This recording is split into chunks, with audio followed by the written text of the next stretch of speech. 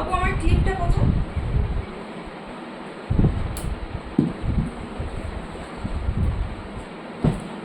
নমস্কার বন্ধুরা, কেমন আছো সবাই? সবাইকে জানাই শুভ দুপুর। তোমাদের খাওয়া হয়েছে?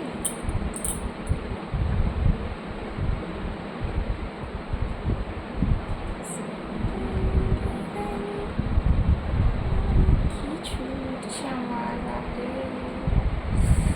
ন্যাড়া হয়ে গেছে। দেখো শীতটা পুরো ফাঁকা হয়ে গেছে, প্রচন্ড চুল উঠছে।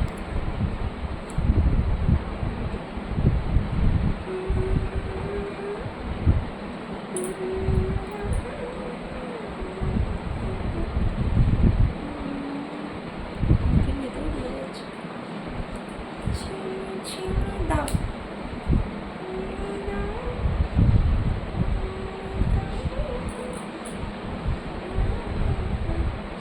আর এই যে এইখানটায় দেখো না, কুটকুট কুটকুট করেছিল এইখানটায়। তো আমি এই যে চুলগুলোকে টেনে টেনে, আরে দাঁড়া না, চুলগুলোকে টেনে টেনে এমন করেছি, এখানে পুরো সাদা টাইপের হয়ে গেছে।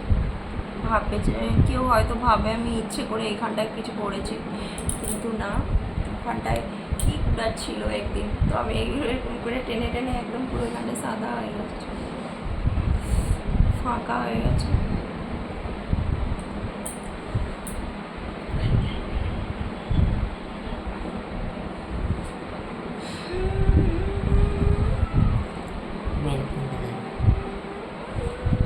তো দেখো, তোমাদের একটা জিনিস দেখাচ্ছি, দাঁড়া। তো এই যে দেখো আমার ছেলে কি বানিয়েছে, ফোনের মতো বানিয়েছে। বাবু এটা দেখিয়ে আমাকে একটু নেল পালিশটা এনে দাও না। কদিন ছেলেটাকে নিয়ে একদম যেন পাগল হয়ে যাচ্ছিলাম।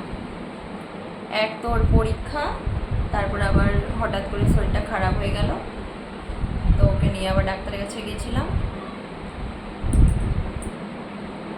যাই হোক, ভয়ের কিছু কারণ নেই বলেছে, তবু মা তো বলো, যেমন মনটা একটু খারাপ।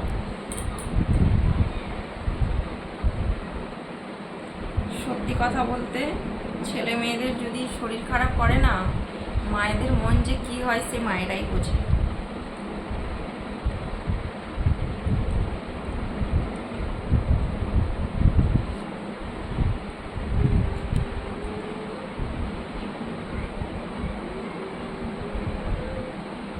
আচ্ছা, কেমন লাগছে কালারটা? ভালো লাগছে?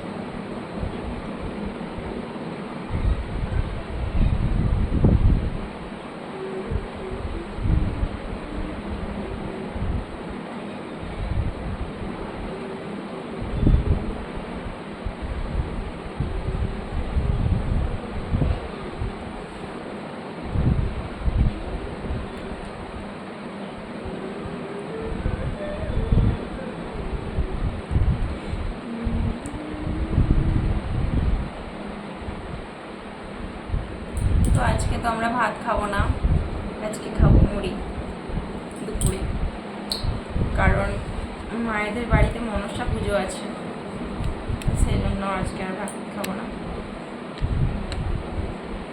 পুজো হয়ে গেলে খাবো।